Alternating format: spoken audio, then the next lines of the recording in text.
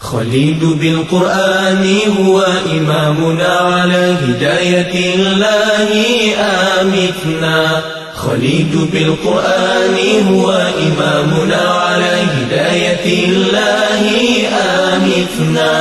كلام ربنا هدايتنا، عطاء جبريل على رسولنا. كلام ربنا هدايتنا، عطاء جبريل على رسولنا. Kekalkan Al-Quran sebagai imam kita, semoga kembali di dalam petunjuknya. Kekalkan Al-Quran sebagai imam kita, semoga kembali di dalam petunjuknya. Kalamullah hidayah bagi kita, diberikan Jibril kepada Rasul kita. Kalamullah hidayah bagi kita, diberikan Jibril kepada Rasul kita. كلام ربنا على نور المصطفى. كلام ربنا على نور المصطفى. كلام ربنا على نور المصطفى. كلام ربنا على نور المصطفى.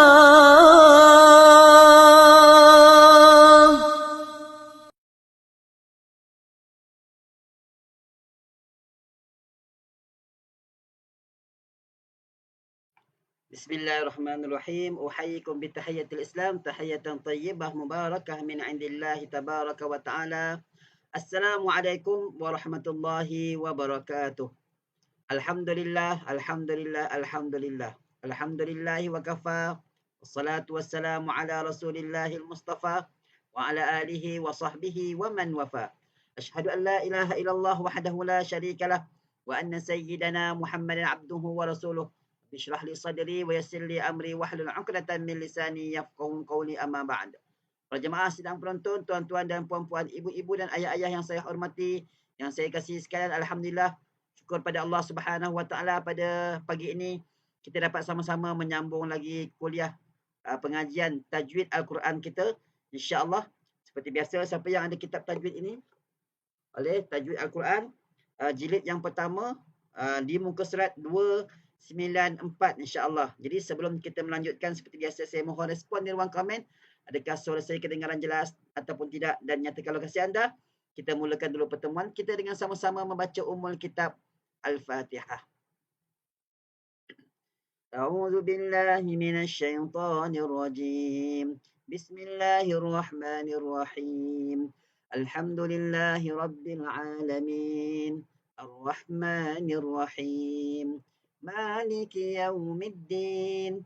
إياك نعبد وإياك نستعين. اهدنا الصراط المستقيم، صراط الذين أنعمت عليهم غير المغضوب عليهم ولا الضالين.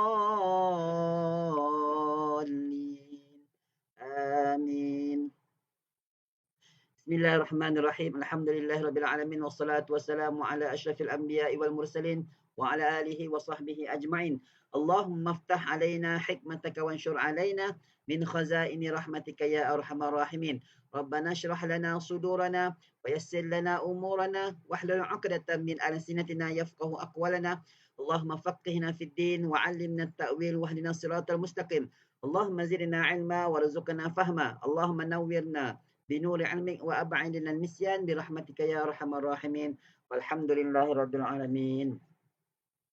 Baik para jemaah sidang penonton, tuan-tuan dan puan-puan, ibu-ibu dan ayah-ayah yang bersama-sama melapangkan masa dalam pengajian tajwid Al-Quran kita pada setiap pagi jam 9.30. Tajwid Al-Quran, insya-Allah kita bersiaran di bawah tajaan Klinik Ngaji Kubak Center, kelolaan Ustaz Muhammad Fahmi Muhammad Amin, yang beliau baru-baru ini telah perginya ibundanya ke rahmatullah. Sama-sama kita mendoakan semoga almarhumah ibundanya ditempatkan di kalangan orang-orang yang soleh dan solehah, yang mendapat keamanan, kebahagiaan, kenikmatan di alam barzakh sana, insya-Allah. Mudah-mudahan dengan anak-anak yang soleh yang sentiasa mendoakan untuk ibunya, insya-Allah Allah akan berikan kebahagiaan buat ibundanya, insya-Allah. Jadi ini adalah kerajaan Klinik Ngaji Kubak Center bawah kelolaan Ustaz Muhammad Fahmi Muhammad.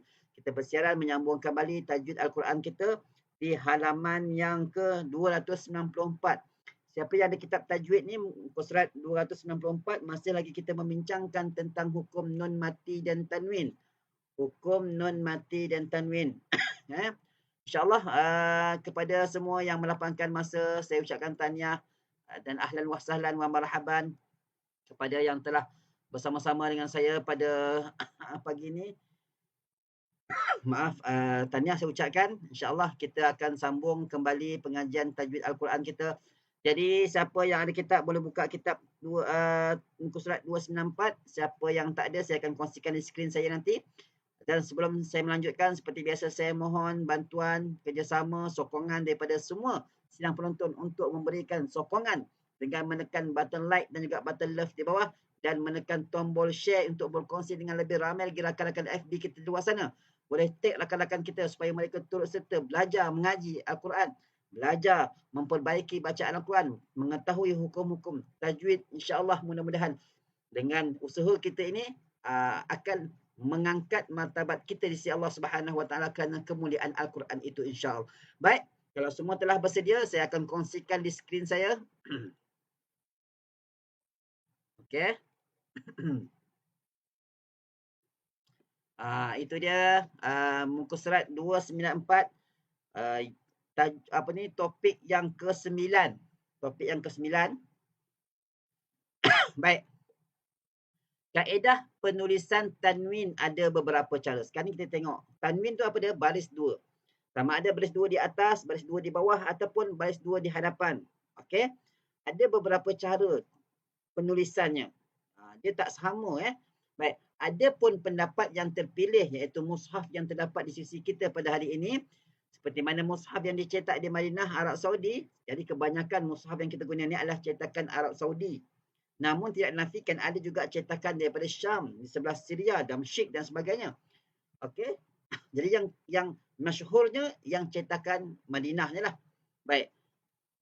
Keadaan dia, jika tanwin diizharkan, maknanya kalau tanwin itu berlakunya hukum izhar, bagaimana keadaan rupa tanwin itu? Maka dia akan ditulis dalam bentuk baris dua yang selari. Seperti mana yang kita tengok ni lah. Okey. Contoh dia begini. Baris dua dia selari. Dia bukan sengit. Okey, dia selari. Kalau kita nampak baris dua yang selari, kita tahu dah, oh ini adalah hukum izhar. Apa makna izhar?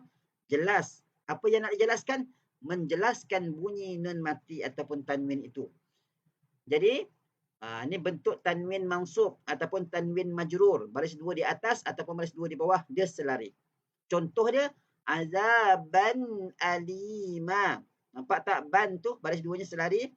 Hakimin alim. Hakimin alim. Baris dua dia nampak? Selari kan? Okey. Adapun tanwin marfu', kalau baris dua yang baris dua hadapan, bagaimana keadaan dia? Dia ditulis dalam bentuk 69 macam tu. Bentuk dia 69. Contoh surah Al-Maidah ayat 54, wasi'un alim, wasi'un alim, begitu. Okey? Nampak baris dua bentuk dia 69. Cuma 6 tak ada nampak lubang sangat, tapi lebih kurang lah begitu. Kalau kita tulis 69, kita pelik juga kenapa ada nombor 69 pula. Dia seakan-akan rupanya 69. Jadi tuan-tuan janganlah kalau tulis kalau kita nak tulis baris dua di hadapan marfu' tu, jangan kita buat nombor 6 betul. Dia macam gitu. Kemudian lebih kurang bentuknya 69. Baik.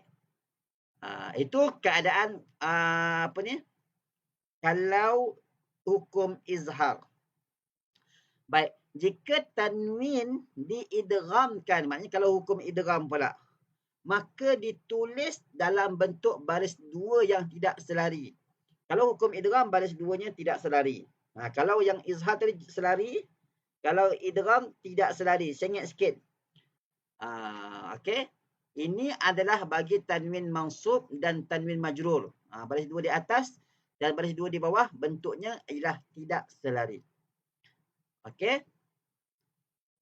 Jika tanwin tersebut diidghamkan sebagai idgham kamil, maka diletakkan tanda syiddah di atas huruf yang diidghamkan padanya. Kalau hukum idgham tu idgham kamil, selepas tanwin tu ada tanda sabdu ataupun syaddah pada huruf selepasnya. Contoh tengok azaban, kan? Baris duanya tidak selari, kemudian selepasnya tu ada huruf yang bersabdu. Maka itu dinamakan idgham kamil, masuk yang sempurna. Idgham tu maksudnya memasukkan. Kamil yang sempurna. Masuk sungguh. Azabam, azabam. Begitu. Begitu juga azabim. Maknanya sini ada hukum idgham kamil. Adapun tanwin marfu' kalau baris dua di hadapan ditulis dalam bentuk 99. Kalau yang yang izhar tadi bentuk baris dua di hadapannya ialah 69. Kalau idgham bentuknya 99. Okey. Contoh azabum, nampak tak? Bentuknya 99, kemudian selepasnya ada baris sabdu, maknanya masuk sungguh. Azabum muqim. Ini contoh. Okey. Jika tanwin tersebut diidghamkan sebagai idgham naqis, ini masuk juga tapi dia tidaklah sesempurna macam yang atas tadi. Maka tidak diletakkan tanda syiddah di atas huruf yang diidghamkan selepas tanwin tu tak ada sabdu. Contoh apa? Hisabai. Nampak baris duanya tidak selari tapi selepasnya tak ada sabdu. Berbeza dengan yang atas tadi. Ta'amiu. Ta'amiu. Dia tak ta'amiu. Dia jangan kita tekan gitu. Ta'amiu wahid. Okey, jadi kita nampak macam ni rupanya ini dah tahulah ini mesti idgham naqis. Okey. Kenapa kata idgham naqis? Sebab kalau idgham kamil ada sabdu. Adapun tanwin marfu' kalau baris dua di hadapannya bentuknya 99 macam ni. Okey. Ilahu wahid. Okey, itu bentuk dia. Jika tanwin diiqlabkan. Ini kalau hukum iqlab pula. Maka diletakkan mim kecil di atas harakah baris yang terdapat. Contoh kalau baris dua di atas, dia buang satu baris, dia letakkan mim kecil di atas baris itu. Okey? Tengok. Bentuk dia macam tu. Begitu juga tanwin mansub. Kalau tanwin majrur pun sama juga. Okey. Contoh. Sami'am. Ada baris dan ada mim. Sami'am. Jadi kalau kita nampak macam ni, ni hukum iqlab. Lafi dhalalim ba'id. Lim tengok baris dua. Dia buang satu baris. Letakkan mim. Ekor panjang. Yang kecil. Sami'um basir. Begitu. Baik. Jika tanwin diikhfa'kan. Ni kalau hukum tanwin ikhfa' pula. Maka ditulis dalam bentuk baris dua yang tidak selari juga. Sama macam hukum idgham tadi. Baris duanya tidak selari. Sama ada baris dua di atas ataupun baris dua di bawah. Kalau baris dua di hadapannya pula bentuknya 99. Sama macam idgham tadi. Okey? Okey. Berkatalah sahib matan. Tuan punya matan. Az-zail. Dan sebelum huruf halqi. Huruf halqi tu huruf izhar halqi lah. Huruf halqiyah. Ada 6. Kan? Aghin kha'ahu. Maka sebelum huruf halqi disusun selari akan keduanya. Itu tanwin tu. Selari. Dan sebelum huruf selain daripadanya huruf halqi disusun berturutan. Tidak selari dah. Dan keduanya dan ditukarkan akannya menjadi mim kecil ketika dia berada sebelum ba. Ni kalau hukum iqlab.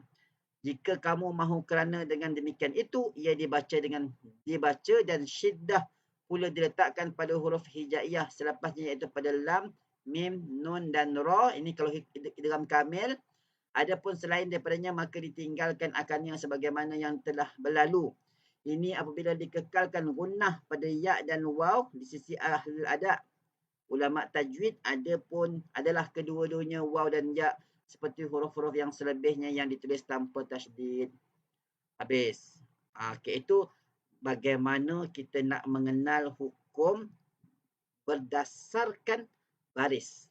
Kita tengok baris, kita tahu ini hukum apa. Ini izhar, ini idgham kamil, ini idgham naqis, ini iqlab. Dengan tengok tanda pun kita tahu dah. Insya-Allah. Baik. Tajuk selepasnya, siapa yang ada kitab boleh buka muka surat 297. Muka surat 297. Tajuk yang baru iaitu izhar. Masih lagi dalam hukum nun mati dan tanwin, tajuk izhar pula. Apa makna izhar? Okey, apa makna izhar? Makna izhar pada bahasa nyata dan jelas.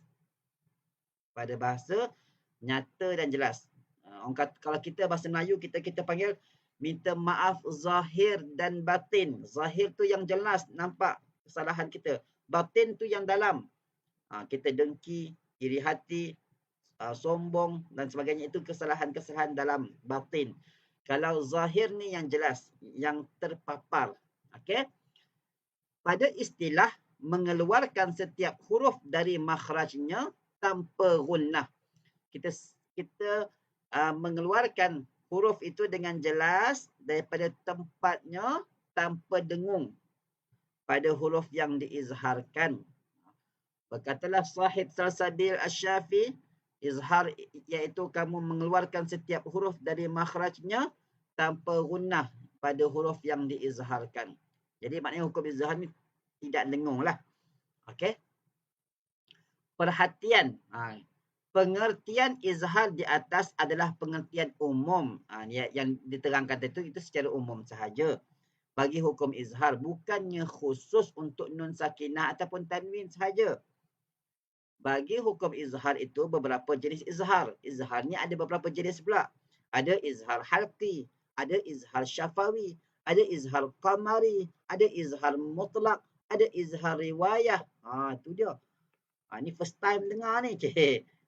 Yang kita tahu izhar halqi dengan izhar syafawi. Rupanya ada izhar qamari, ada izhar mutlak, ni biasa dengar lah. Ada izhar riwayah pula. Ini gunanya kita belajar. Masya Allah, tabarakallah. Mudah-mudahan dengan belajar ni bertambahnya ilmu kita, pengetahuan kita semakin luas dan kita tidak mudah-mudahkan menyalahkan orang lain. Baik. Jadi izhar ni banyaklah. Dan lepas ni je, kalau ada orang tanya izhar tu apa, kita bersebut izhar halqi, boleh izhar syafawi, boleh izhar qamari, boleh izhar mutlak, boleh izhar riwayah, boleh. Hang nak mana? Tu je.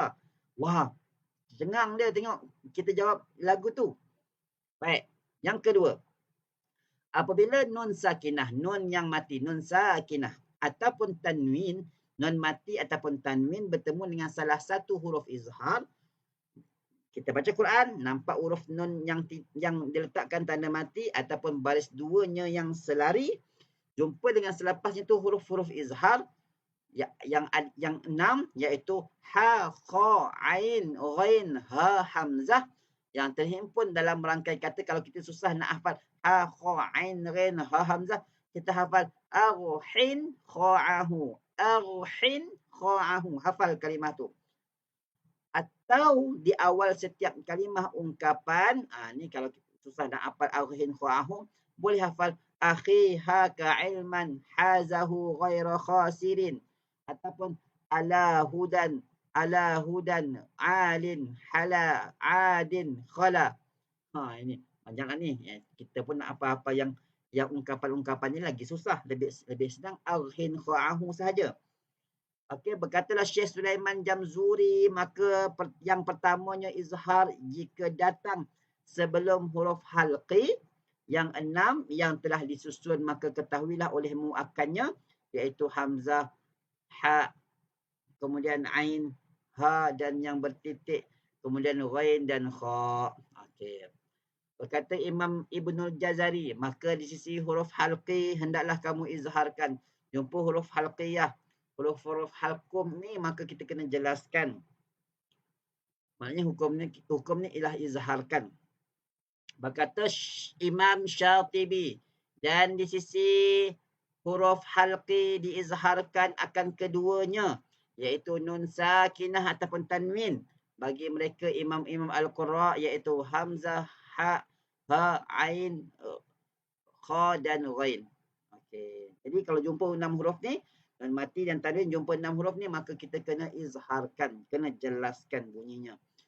Ulama mengatakan bahawa hakikat izhar iaitu melafazkan nun sakinah ataupun tanwin pada batasannya. Maksudnya letakkan pada tempatnya. Kemudian melafazkan huruf izhar dengan menjaga 3 perkara berikut. Okey, jelaskan bunyi nun mati ataupun tanwin. Kemudian sebutkan atau lafazkan huruf-huruf izhar tersebut. Menjaga 3 perkara. Apa dia? Yang pertama, jangan dipisahkan antara lafaz keduanya, iaitu nun sakinah ataupun tanwin dengan huruf izhar selepasnya dengan melakukan saktah. Jangan kita baca tu sampai terhenti. Contoh man amana. Kita nak jelaskan man tu sebab izhar, kita baca man amana. Man amana, itu macam saktah. Jangan begitu. Dia kata jangan. Jangan dilahirkan, iaitu tidak mewujudkan sifat qalqalah antara lafaz keduanya nun sakinah ataupun tanwin dengan huruf izhar selepasnya. Jangan orang kata jangan bunyikan bunyak pula. Jangan bunyikan melantun pula antara keduanya. Nun sakinah tu, nun yang mati tu dengan huruf izhar. Manaa, ada bunyi na. Ada bunyi na pula. Itu pun jangan pula. Man amanah. Tak boleh. Yang pertama tadi jangan man amanah. Yang kedua jangan mana'ah. Ada bunyi na. Tak boleh juga. Yang ketiga, jangan diberatkan lafaz keduanya. Nun sakinah ataupun tanwin sebaliknya hendaklah dilafazkan dengan lemah lembut serta diberikan sifat gunnah asliyah. Kena bunyikan gunnah tu dengung nun itu. Dan jangan orang kata beratkan man'a. Dia macam berat sangat pula. Jadi macam lebih sangat. Tetapi lembutkan. Man amana. Nampak ada dengung sikit, setengah harkat. Bukan man amana. Dan jangan man amana. Dan jangan dia melampau sangat pula. Jadi berat nunnya itu. Okey. Berkatalah Imam Ibnul Jazari, dan bersungguhlah kamu ketika melafazkan huruf sukun yang terdapat pada kalimah dhalalna al-maghdub an'amta ja'alna. Okey, tengok. Dhalalna ni lam ni mati. Jelaskan dhalalna. Jangan dhalalna. Dan jangan dhalalna. Pun jangan juga. Al-maghdub ghairil jelaskan lamnya. Ghairil maghdub an'am. Kalau an'am ni dalam Fatihah banyak orang yang baca macam mana? An-na'am, ada bunyi lantun pula kalau an-na'am. Itu jangan. An'am. Jangan saktah pula. An'am. Jangan pula begitu. Jelas ke jelas semua? Boleh ke boleh semua? Mudah-mudahan jelas. Boleh insya-Allah. Okey. Berkata Syekh Ahmad At-Tibi, maka setiap huruf dikembalikan kepada asalnya iaitu makhrajnya dan tuturkanlah akannya huruf secara sempurna padanya. Pastikanlah sukun pada huruf sukun dan jangan dibariskan akannya seperti an'amta tu anna. Jangan. Jelaskan dhalalna dan seumpamanya serta setiap lam yang diizharkan. Dia sama ada mengizharkan, menjelaskan nun ni ataupun menjelaskan bunyi ha ni ataupun lam yang mati al-maghdu ghairil magh. Okey. Perhatian. Mafhum daripada kata-kata matan Imam Ibnul Jazari yang kita dapat kefahaman daripada matan Imam Ibnul Jazari dan Syekh Ahmad Tibi di atas, maka qari. Siapa dia? Kita lah. Jangan kata, saya belum qari lagi Ustaz. Saya kari je. Kari tu Maggi kari. Jangan kari. Qari ni ialah pembaca Al-Quran. Okey. Maka kita ni sebagai qari yang membaca Al-Quran, perlulah berhati-hati ketika melafazkan setiap huruf yang diizharkan, huruf yang kita jelaskan. Pada semua jenis hukum izhar. Sama ada izhar halqi, izhar syafawi, izhar qamari, izhar mutlak, izhar riwayah dan sebagainya. Maka kita kena jelaskan. Lebih-lebih lagi pada nun sakinah ataupun mim sakinah, lam sakinah, ha sakinah dan ghain sakinah, kerana sering berlaku kesilapan padanya. Selalu orang silap. Dina tu kita jangan jangan begitu sangat. Itu orang kata telah memberatkan. Sikit saja. Dina. Jangan dina. Itu namanya telah memberatkan. Okey. Dinamakan izhar halqi kerana semua huruf izhar tersebut keluarnya daripada halqum. Yang kita kata izhar halqi, nun mati bertemu dengan 6 huruf tadi. Kenapa kata izhar halqi? Kenapa tak sebut izhar yang lain? Kita kata kerana dia telah bertemu dengan huruf-huruf halqiyah, huruf-huruf halqum. Yang 6 tu. Memang kalau kita belajar dalam makhraj huruf, tempat-tempat keluar huruf, memang yang halqum ni 6 huruf itulah keluar pada batang halqum kita. 2 bawah pangkal, 2 tengah dan 2 di ujung. 2 pangkal tu apa? Huruf hamzah dengan huruf ha. Yang tengah ni ain dengan huruf ha. Yang hujung huruf ghain dengan huruf kha.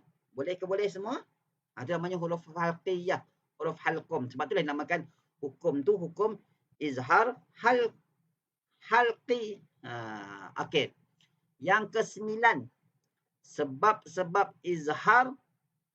Kenapa sebab diizharkan? Kerana nun sakinah ataupun tanwin dengan huruf izhar, iaitu huruf halqiyah, adalah 2 huruf mutaba'idan.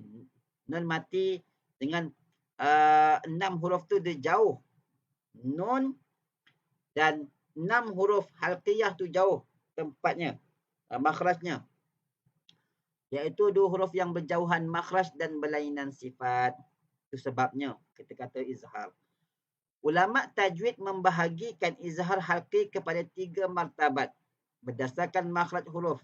Iaitu ada martabat a'la, yang martabat yang paling tinggi, ada martabat awsat, pertengahan, dan ada martabat adna, izhar yang paling bawah.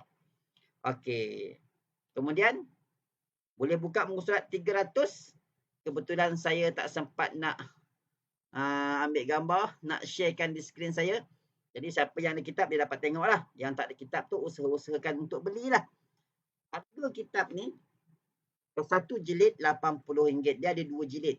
Jilid pertama, jilid kedua. Kalau beli 2 jilid, harganya RM145. Siapa yang berminat boleh PM saya. 019-3079-306. Sempat lagi nak promote kitab. Belilah tuan-tuan. Kita melabur sikit untuk Al-Quran kita, untuk ilmu kita. Tak ada masalah. InsyaAllah. Ada berkatnya. Okey. Baik. Saya minta maaf, bukan saya sengaja ya. Bukan saya ingat ustaz nak menjual ke apa ni. Nak mengajar, nak menjual. Menjual jugalah. Tapi bukan niat saya nak menjual tu sangat. Saya tak sempat nak ambil gambar. Kalau sempat saya ambil.